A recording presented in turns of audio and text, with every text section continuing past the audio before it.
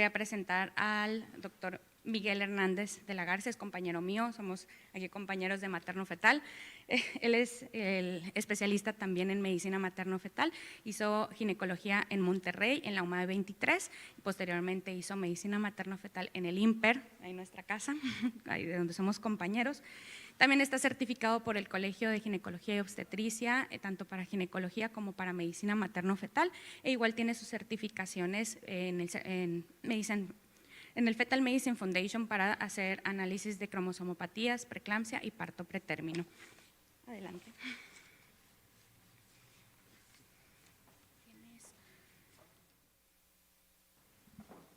Buenos días.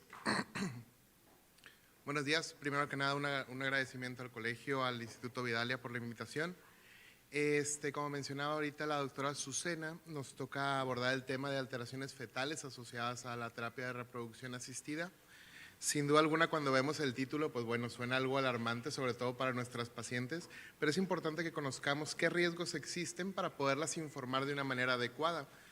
Por ejemplo, cobra mayor relevancia cuando recordamos que a partir de los años 80, cuando se empezaron a emplear las terapias de reproducción asistida, sobre todo los embarazos in vitro, pues obviamente eso aunado a una mayor profesionalización de las mujeres, la postergación de la maternidad, una mayor educación sexual de las parejas y el uso de métodos anticonceptivos han ido haciendo que estas técnicas de reproducción pues bueno, vayan en aumento tanto en México como en el resto del mundo. Es sin duda una de las industrias más grandes de la medicina o de aquellas que se invierte más dinero, porque obviamente es algo que ha ido en incremento y que se espera que en los próximos años obviamente siga incrementando su uso.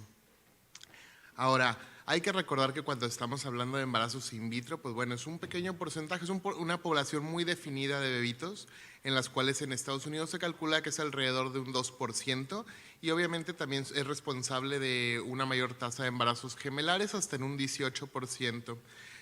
Algo que tenemos que decirle a nuestras pacientes es que la mayor parte de ellas van a cursar un embarazo totalmente normal, con las complicaciones de un embarazo, obviamente con un poquito más de riesgo, pero también no alarmarlas y tranquilizarlas de que pueden tener un embarazo tranquilo y que pueden disfrutarlo, vaya.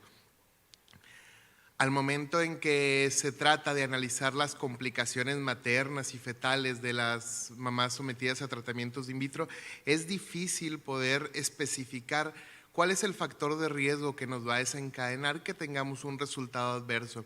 Y esto tiene que ver con el hecho de que hay múltiples factores que se ven involucrados en ese tipo de tratamiento. Tenemos desde la técnica que se empleó, qué medicamentos se emplearon, la duración de los tratamientos, cómo se realizó el cultivo de los embriones, si se realizó descongelamiento, si el factor de infertilidad era masculino, si era femenino, cuál era la causa que originaba ese estado de infertilidad.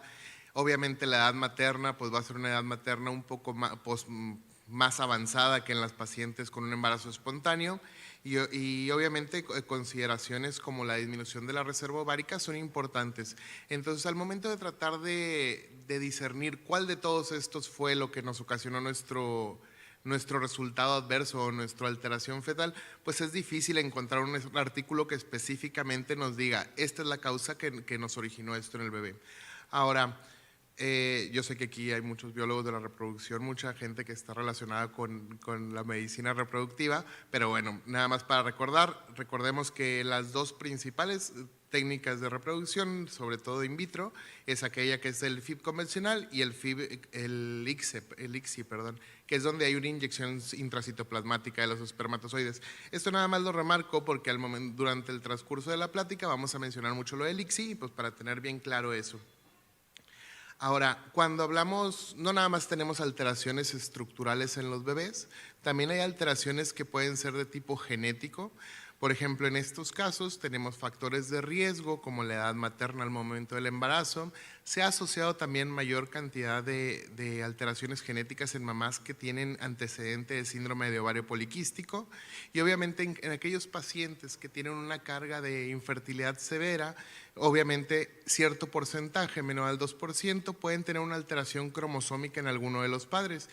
Es discretamente más prevalente en hombres, con un 1.8% y un 1.2% en las mujeres. En aquellos hombres con una azoospermia severa como antecedente, ahí por ejemplo se relacionan hasta en un 15% con microlesiones del brazo largo del cromosoma Y. Eso es algo que tenemos que tener en cuenta, sobre todo en aquellos embarazos logrados por ICSI, ya que al momento de nosotros tomar los espermatozoides y hacer la inyección, pues obviamente podemos alterar ese proceso de eliminación natural que a lo mejor podríamos tener en un embarazo espontáneo. Igual aquellas pacientes con factor femenino, por ejemplo, que tienen amenorrea primaria o que tienen una baja reserva ovárica, también hay un riesgo incrementado, por ejemplo, de síndrome de Ecris frágil, y en aquellas pacientes con pérdida gestacional recurrente también es importante recalcarle eso a las pacientes. Ahora, en cuanto a alteraciones cromosómicas, sobre todo trisomía 21, 18 y 13, que son las más comunes, no hay una diferencia en los embarazos logrados mediante técnicas in vitro y en aquellos logrados mediante manera espontánea. En aquellas que se logran mediante ICSI hay un incremento muy discreto de aproximadamente 1/3, pero si consideramos que el riesgo en la población general es del 2 al 4%, pues la verdad es que es algo que no es relevante, vaya. Entonces es importante comentárselos a las pacientes, pero también para no alarmarlas. Muchas pacientes, al someterse a técnicas avanzadas de reproducción, también cuentan con pruebas de diagnóstico preimplantacional. Hay diferentes técnicas de diagnóstico preimplantacional. Hay algunas que detectan anomalías cromosómicas, hay algunas que están encaminadas a detectar alteraciones genéticas. En fin, a final de cuentas, el objetivo de estas es poder hacer una selección de los embriones que no estén afectados o en dado caso de que llegamos a encontrar una afectación, tratar de seleccionar cuáles son aquellos que tenemos que transferir. Son pruebas que son muy útiles, sobre todo porque nos van a aumentar el éxito en la tasa de implantación, pero es importante que recordemos que no van a reemplazar las técnicas de tamizaje establecidas como el ultrasonido o las pruebas de DNA fetal. ¿Qué se recomienda actualmente para aquellas pacientes que tengan pruebas de diagnóstico genético preimplantacional? Pues obviamente que tengan hay que ofrecer una confirmación durante el resto del embarazo, ya sea mediante una biopsia de vellosidades coriales o una amniocentesis. Ahora, esta es la recomendación, pero sin duda alguna una mamá que ha batallado para embarazarse, que logró el embarazo después de muchos procedimientos, pues difícilmente va a querer aceptar un procedimiento invasivo en un bebito estructuralmente normal. Aún así es importante que le recalquemos a las mamás que, bueno, al momento de hacer una prueba preimplantacional, el diagnóstico no va a ser 100% seguro y es por eso que sería recomendable confirmarlo. Tenemos esos casos en los cuales al momento de nosotros tomar las células que se envían para el estudio de pruebas preimplantacionales, en el cual podemos tener un mosaicismo, esto es la presencia de 2 líneas celulares. Por ejemplo, tenemos el blastocisto, tenemos unas celulitas que muestran alteraciones cromosómicas, pero la mayor parte de lo que va a formar el embrión son células normales. Obviamente, cuando tenemos el caso de un mosaicismo que se detecta mediante estas pruebas y no tenemos embriones que sean normales, ahí se puede optar por transferir esos embriones, ya que dependiendo de la alteración cromosómica que lleguemos a detectar en estos mosaicismos, va a ser la probabilidad de que ese feto tenga. O sea, ¿a qué me refiero? Que si nos reportan un mosaico para trisomía 21, únicamente en un 45% ese feto va a terminar en un bebito con una trisomía 21. Entonces, en aquellos casos, sobre todo cuando no tenemos suficiente cantidad de embriones, pues bueno, puede optarse por transferir esos embriones y obviamente informando a la paciente previamente. Hay que brindar un asesoramiento genético a las pacientes siempre antes del procedimiento y después de lograr el embarazo. Y independientemente recordar que aunque tengan pruebas de diagnóstico preimplantacional, siempre esas pacientes son candidatas a realizar su screening genético y a confirmación por prueba de diagnóstico, ya sea por amniocentesis o por biopsia de vellosidades coriales. Ahora, cuando acudan estas pacientes a su tamizaje de primer trimestre, ¿qué tenemos que informarles? Pues bueno, se ha visto una asociación, sobre todo al momento de usar un tamizaje combinado con marcadores séricos, en el cual hay una disminución discreta de la cantidad de proteína alfa plasmática asociada al embarazo y un aumento en la medición de la translucencia nucal. Eso es relevante porque nos puede ocasionar una mayor tasa de falsos positivos. Entonces, que una mamá llegue a tener estos hallazgos, pues obviamente tiene que tener un asesoramiento durante la prueba, no alarmar a las pacientes, en dado caso de que sea necesario ofrecer pruebas complementarias. Y, por ejemplo, en aquellas pacientes que realicen una prueba de DNA fetal, pues bueno, también informarles que existe un mayor riesgo de un resultado no concluyente.